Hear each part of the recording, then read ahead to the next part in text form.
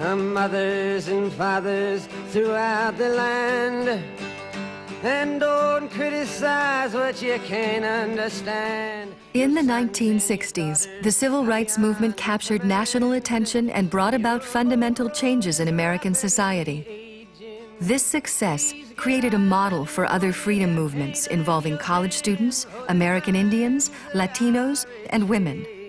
These new movements, engaged in direct action protests, challenged dominant institutions and values, and worked to change the laws. They also expressed their own cultural values in search of freedom and equality. Changin. How many times must a man look up before he can see the sky? We are people of this generation, bred in at least modest comfort, housed now in universities, looking uncomfortably at the world we inherit. In 1962, a group of students met in Port Huron, Michigan, to write a statement of purpose for SDS, Students for a Democratic Society. The statement was a wide-ranging critique of American society and a call to action. I think that the significance of the Port Huron statement was its tone, its mood, its language. I think, it was a statement of urgent moral passion. SDS activists, many of them had either been in the South and had worked with the civil rights movement, or were just inspired by it and knew what was going on, and aspired to do a similar kind of thing with northern white students that the civil rights movement was doing with poor black people.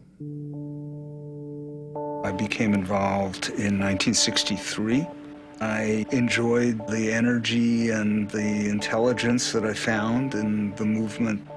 I liked the fact that they styled themselves as a new left, because I had lots of grave questions about the old left.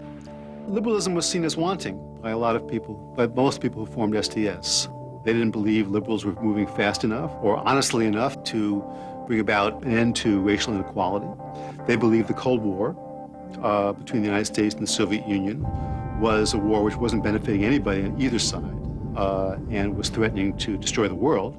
And they also believed that there wasn't enough democracy, with a small d, in American society. SDS led teach-ins at schools from coast to coast, and soon thousands of students were joining this new movement for expanded human rights. He tried to exercise free speech, but he stood up there. There's something happening here. In the fall of 1964, student protests erupted at the University of California, Berkeley, after university officials banned fundraising for civil rights organizations on campus. There's a time when the operation of the machine becomes so odious, makes you so sick at heart that you can't take part. You can't even passively take part. And you've got to put your bodies upon the gears and upon the wheels, upon the levers, upon all the apparatus, and you've got to make it stop. The students all over the country watching this on television saw that for what seemed to be a basic American right, free speech, free assembly, right of petition, all in the First Amendment, people were being arrested. And students were standing up, going on strike, in effect, saying, no, this is our right. The free speech movement spawned hundreds of student rebellions on campuses across the country, demanding more financial aid for minority students and a larger voice in campus decision-making.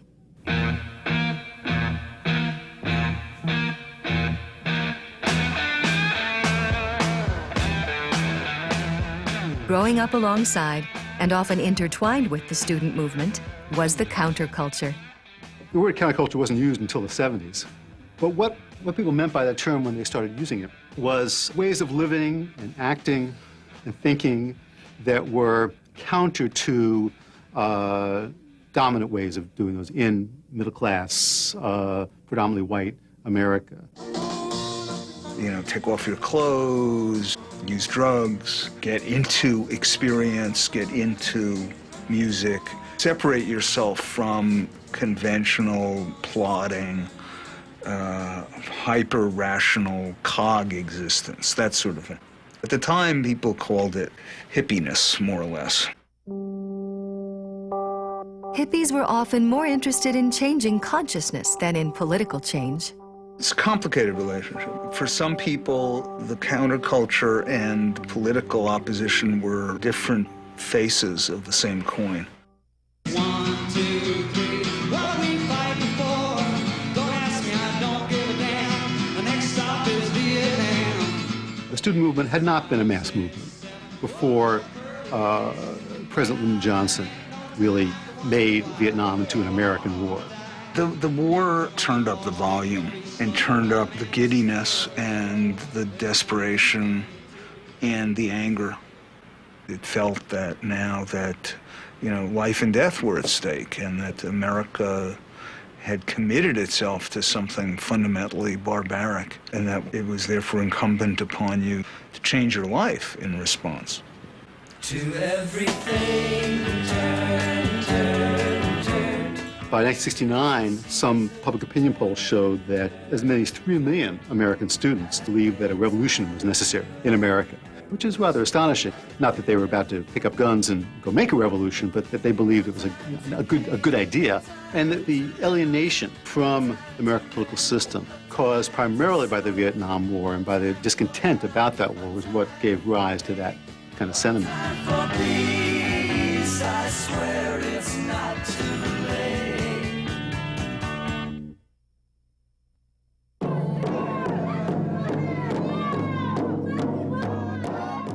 In this time of upheaval, American Indian and Mexican American movements were also working to achieve freedom and equality. But they also strove for something even more basic: cultural identity. To be an Indian in modern American society is, in a very real sense, to be unreal and ahistorical.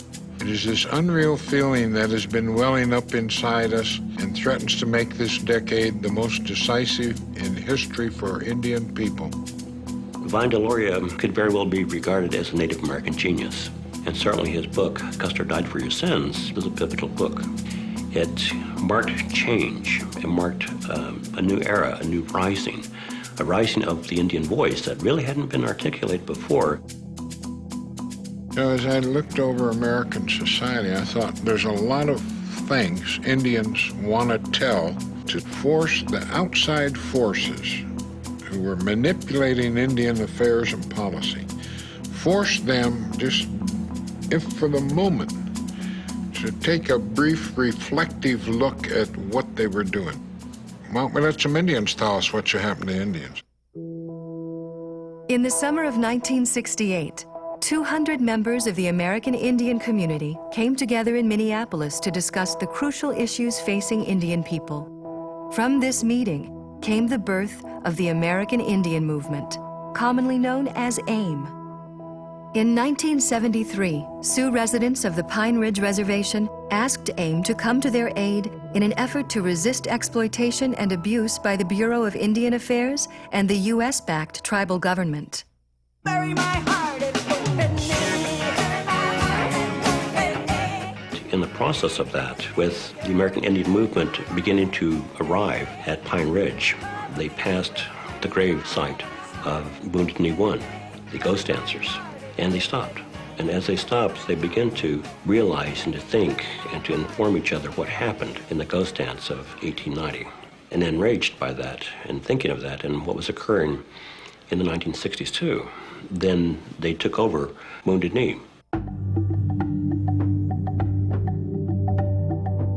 We have bet our lives that we can make change for the American Indian, whether we live or die, and I'm prepared to die.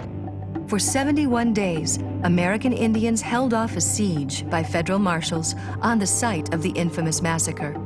I was unhappy at the start. I ended up supporting AIM and Wounded Knee and appeared as expert witness and legal counsel in some of the Wounded Knee trials. I think a lot of people had that idea. We don't want this disruption on these reservations. On the other hand, unless somebody does something, the government's not going to do anything at all. I think that American Indians were successful in that they brought national attention to their issues and concerns. youth begin to read about American Indians. And so in that way, Indian issues and concerns and that curiosity begin to spread throughout the United States. The growing American Indian consciousness brought a renewed sense of pride and purpose to a population still struggling for survival. It also highlighted the complexities of racial identity in a mixed-race world. Here's my dad, this sort of national figure in American Indian politics, and for me, there was a certain kind of sense of irony attached to that a lot of times, and particularly when we lived in Washington State for a couple of years. I used to take the bus to school, would first pick up the Lummi Indian students from Marietta, and then our stop was the next stop, the second stop on the bus. And as the bus moved into Bellingham, it got whiter and whiter. So one of the things I remember most was this big Lummi kid grabbing me one day and slamming my face into the window and saying, "Custer died for your sins, man." And what could I say to him? You know, because could I say, "Hey, my dad wrote that book"?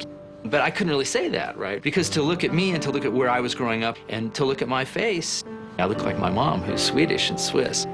There was sort of a moment when I came to a kind of a real consciousness of some of the ironies of the situation that I was in, but also about the dynamics of race in a kind of larger, you know, sort of structural way. I mean, that's one of the things that's really stuck with me a lot, you know, over time. It's been that moment.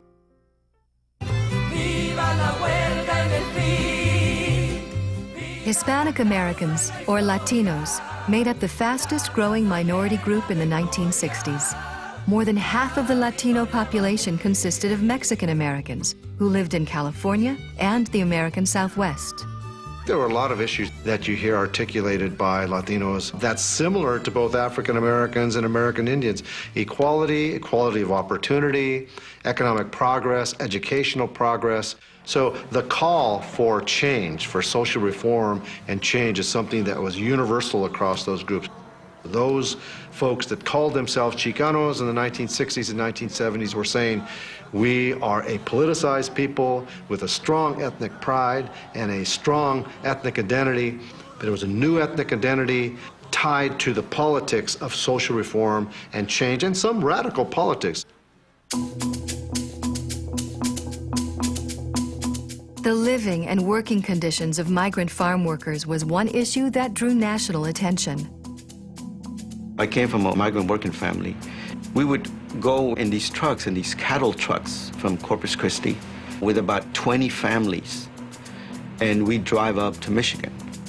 Then what would happen is that we would be placed in a barn, and that would become our living situation for 4 months or so.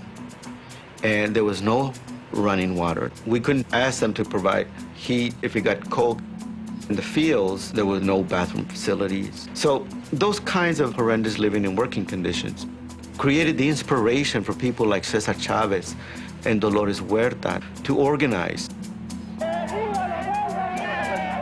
In 1962, Chavez and Huerta organized the United Farm Workers, a union dedicated to improving the lives of migrants. We do not feel that the organizer and the agitators represent their workers. And The obstacles have always been and continue to be that the growers do not recognize the fact that the farm workers have the right to organize. And there's a lot of racism involved. They just don't feel that they should have to sit across the table with these brown or Asian or black people to discuss their wages and working conditions. At the peak of the 1965 grape harvest, a strike was called by the United Farm Workers. A national boycott of California grapes soon followed. We were at the dinner table one night, and my grandmother brought out a bowl of grapes, and my uncle was just horrified. He said, "Oh, you don't understand what the migrant workers are going through in California. They're paid pennies. They live in slums, or they don't have any sewage. For people like you and like us that we can afford to eat grapes, and these poor people are starving out there." Oh, okay, well, now I'm into this. So I went and organized a boycott of grapes, and I remember getting the belt from my robe and tying it around my head like a headband and making these little posters, "No grapes."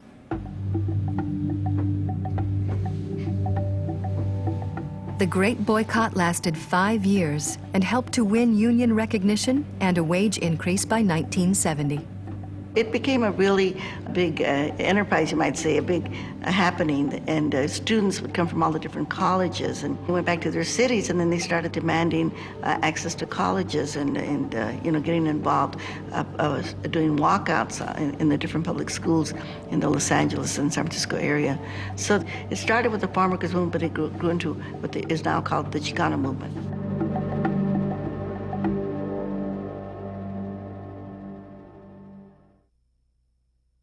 These boots are made for walking, and that's just what they'll do. One of these days, these boots are gonna walk all over you.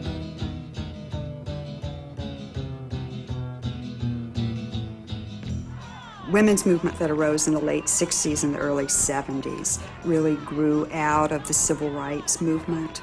Many women understood that, like African Americans, they were not accorded full freedom, that they basically had not only second-class political citizenship, but also a second-class economic citizenship.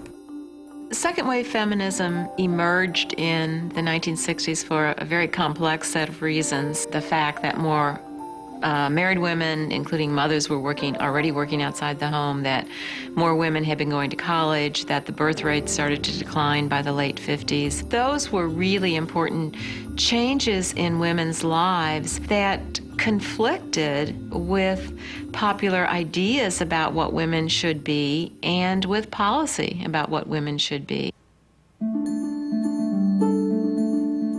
Women's liberation took many forms, but as Margaret Sanger had argued a half-century earlier, none was more important than a woman's ability to control her own reproductive capacity. We decided to get married, but I did not want to get pregnant until after I got out of school. In that day and time, you didn't have the patch, you didn't have the birth control pill. I went to the doctor to find out how, so that I wouldn't get pregnant. He told me that if God intended for me to be pregnant, I shouldn't do anything to stop it. So I had Sherry and did not go to school that semester. Birth control, I tell you, was a very big thing. In fact, I think that may be the biggest thing for women. Birth control had a huge impact on the difference, I think, in the two generations and what our decisions were. I think I probably thought that I would have children someday, but really didn't make it a priority that I would early. I was concentrating on my career and didn't really think a whole lot about it. Women's choices in the workplace were vastly expanded by the Civil Rights Act of 1964.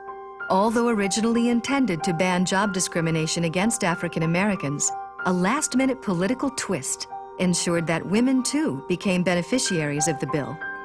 Title VII was to eliminate discrimination in hiring, promotion, all parts of the workplace. It was actually proposed on the floor of Congress to include women in Title VII in order to defeat Title VII, because the people who said that thought it was so ridiculous that certainly this would cause everybody to vote against it. The bill with the amendment to ban sex discrimination as well as racial discrimination passed the House, and it also passed the Senate. And it was a tremendous boon to the women's movement. People have to understand that in that era, if you said you wanted equal pay, they thought you must be a lesbian, because if you could get a man, why would you want equal pay? I mean, it was the response was very primitive. By 1966, leaders of the movement had become fed up with the government's failure to take women's rights seriously. We, men and women who hereby constitute ourselves as the National Organization for Women, believe that the time has come for a new movement toward true equality for all women in America. I am strong. I am invincible. I am woman.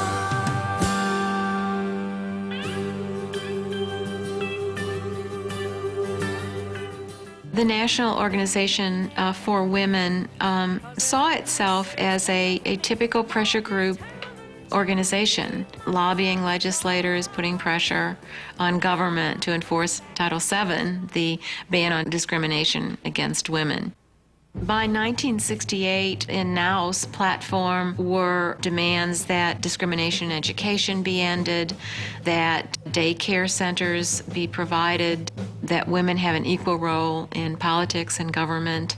These were all measures to integrate women into the mainstream, really, of society. No feminist victory aroused more controversy than a 1973 Supreme Court decision, declaring safe and legal abortion to be a fundamental right of American women. Roe v. Wade circled the women's movement back to the issue of reproductive rights. Roe v. Wade probably has saved more women's lives and more women's health and more women's ability to achieve in the world than any measure in the history of this country. One of the effects of Roe v. Wade, of course, was to provide tremendous fuel for an anti-feminist movement, because despite the fact that the roots of the Roe decision are diverse, most opponents of it blame it on feminists and feminism. The opposition to abortion became one of the strongest issues of the anti-feminist movement. But I'm talking about the partnership, because if marriage is anything, it's a partnership. While mainstream feminists took action at the political level, other women sought to change society at its very roots, declaring the personal is political.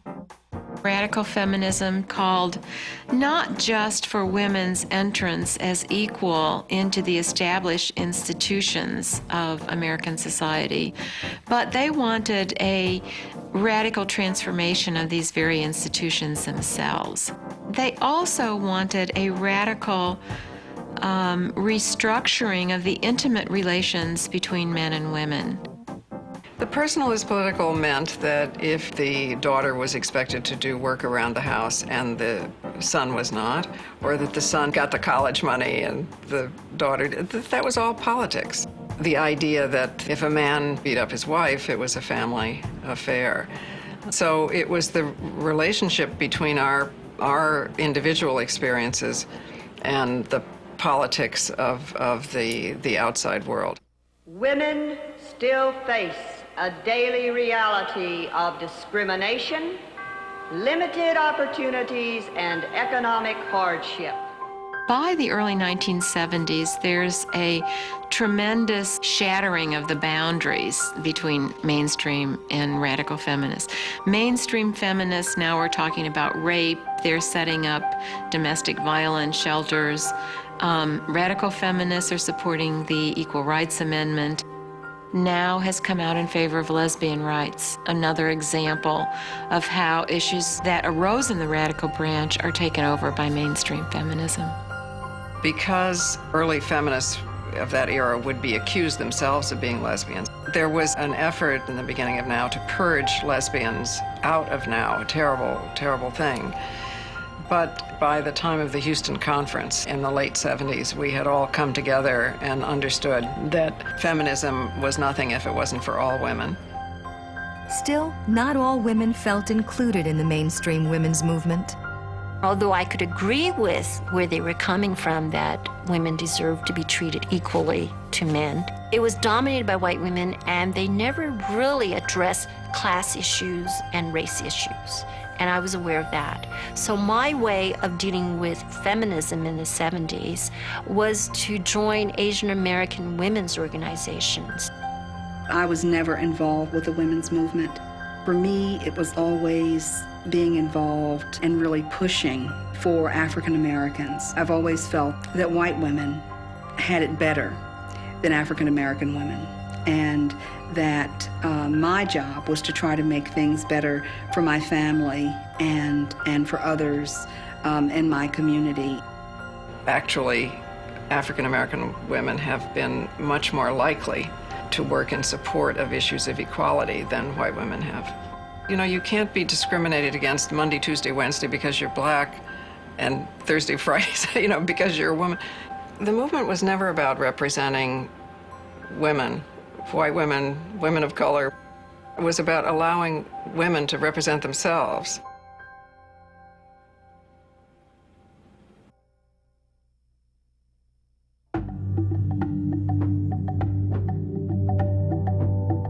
The women's movement was part of this ongoing process in American history to bring the benefits of a free society, to bring the benefits of a very prosperous economy, to bring the benefits of opportunity to women as well as to men. I think really the civil rights movement, the Chicano movement, the Native American, whatever those rights movement, women's rights movement, those were really about reestablishing the democratic principles that we all want to live with and under. Let's have equality and freedom across the board, inclusionary. It gave us, in a way, a new platform to articulate our ethnicity. And I'd say in the minds of American minorities, that may have had as big an impact as any Civil Rights Act or Voting Rights Act. It's about changing the way we think of ourselves and, by extension, how the larger society thinks about us.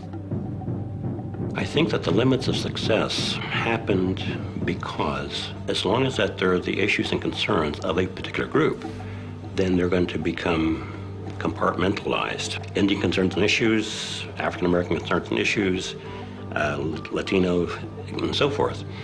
But it's only when such rights of diverse groups become a part of the mainstream, then I think that they're going to see more success.